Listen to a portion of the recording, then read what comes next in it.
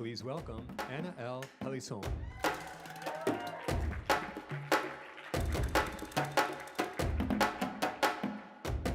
Hi everyone, my name is Anna, and I grew up in France, in a beautiful country where I attended Catholic school. In this very conservative environment, I was told how to behave and how to think. You know, the usual stuff. Boys are strong, girls are emotional, money means happiness, be polite, study hard, do not hang out with outlaw bikers.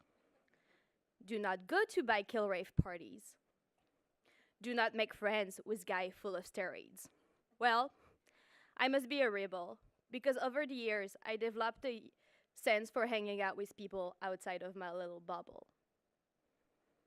Every time I left these people, I wanted to continue this conversation about the norms of our culture, how the subculture and the outcast are making our culture evolve. And I came to realize that it was such an interesting framework for a print theme-based magazine. A magazine that looks at our own culture through the eyes of the people who question its norm. A magazine that looks at a broad and unconventional range of opinion and lifestyles. And that was the birth of Flux. As an editor-in-chief, I started to put a team together of 14 contributors from different backgrounds. Anthropologists, journalists and writers, poets, translator, photographs, illustrator, but also people from different subcultures in order to give them directly a voice. And this is what we've been working on for the past few months. Like this, hit it!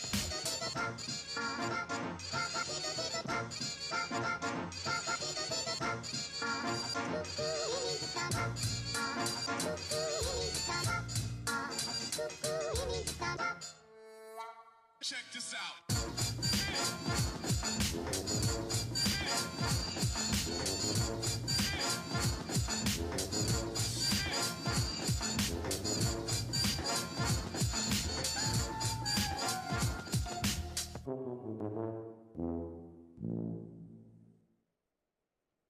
So the so-called dudes issue, as you understood, deals with the issue of masculinity.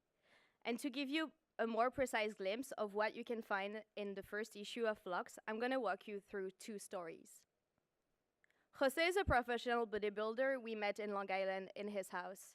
His idea of a masculine identity relies on his body image.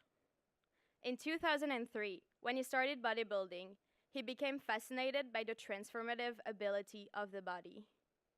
And for him, his hyper-masculine body is a symbol of strength, power, revenge, and fulfillment. On the opposite end of the spectrum, K-poppers, who are Korean pop singers, introduced the idea that a man doesn't have to follow all the masculine stereotypes to be accomplished.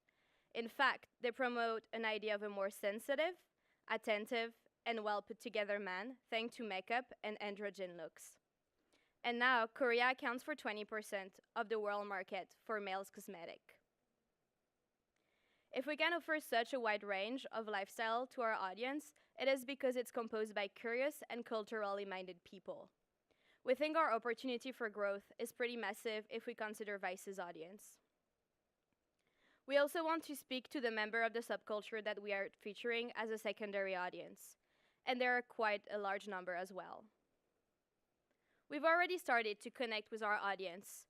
We started to populate the website that is available, all the content on the website is available for free. If the issue number 1 only deals with the topic of masculinity, the website offers a wider range of topics, like an interview of Aviv Grimm, who is a photographer, and a witch. At this point, you might wonder, why am I doing a print publication when print is supposedly dead? Well, as a matter of fact, mass media printed are having a hard time. Nevertheless, the beautifully crafted independent magazine scene is booming, which is good because this is where Flux belong. If we looked at other indie print magazines, we're confident that we can grow quickly. For example, Purdy's magazine started with a circulation of 700 and now is able to sell 5,000 copies after only 8 issues. But none of our competitors address social topic through the eyes of several communities in the indie print world. And that's the reason why we think we can thrive and grow in a $4.2 billion market. So to make Flock happen, we will pledge around $13,000 on Kickstarter mid-June. And after an evaluation of the cost, we believe we can sell the magazine for $18, which will place Flux in the lower price range of this kind of publication. And thanks to a subscription and retail business model, we plan on publishing Flux quarterly. We will contact these different distributors for bookstore placement, but we mostly want our sale to come directly from the website. That will be a space of e-commerce as well. To help us sustain, we developed an advertising strategy that relies on forward-thinking brands that embrace difference. And that's not it. We're super enthusiastic for the future, because the next issue will be exploring the topic of spirituality, featuring communities like witches, Potterhead, and Trekkies, the idea of work with skinhead, neo-hippies, and juggalos, outfit, and question the way we dress with dollars, Lassap, and Thibergoth, without forgetting our dearest pet friends by featuring communities like furry, human pups, and extreme dog groomers. Before every single magazine launch, we will organize a series of pop-up exhibitions where the work of our contributors, with their permission obviously, will be showcased and sold as unique and original pieces. And finally, we will start producing video content, like long and short format documentaries about different lifestyle and communities. Putting together a magazine that deals with our culture is a timeless topic, but it's also incredibly timely. We're experiencing a wave of neoconservatism, where the different and the outcast are always the first victim. But what we really want is to be different together.